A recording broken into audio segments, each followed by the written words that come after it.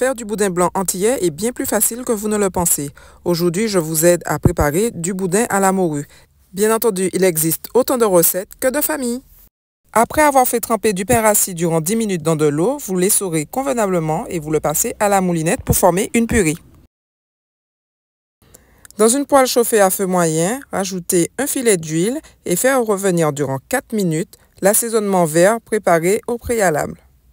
Il est composé de cives, d'oignons, de persil, de piment.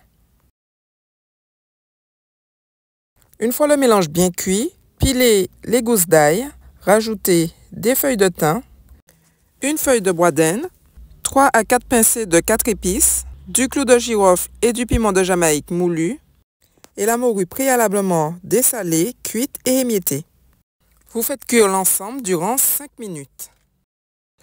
À cette étape, vous pouvez rajouter le pain, le lait, afin de lier l'ensemble. Poursuivre la cuisson durant 2 minutes. N'oubliez pas de rectifier l'assaisonnement en rajoutant du sel et du poivre. Cette recette s'adapte également avec du lambi, de la crevette, du crabe ou toute autre farce de votre choix. Avant de commencer, j'avais bien entendu rincé mes intestins et mis à tremper dans de l'eau citronnée. Vous pouvez aussi les trouver sous forme artificielle. Vous nouez une des extrémités avec du fil alimentaire et vous passez l'entonnoir de l'autre côté. N'hésitez pas à vous aider du manche d'une cuillère en bois pour pouvoir enfoncer la farce dans les intestins. Cette étape est plutôt simple, il faudra juste veiller à chasser les bulles d'air au fur et à mesure de la progression de la farce. Nouez le fil tous les 5 cm pour des formats cocktail et tous les 10 cm pour des boudins individuels.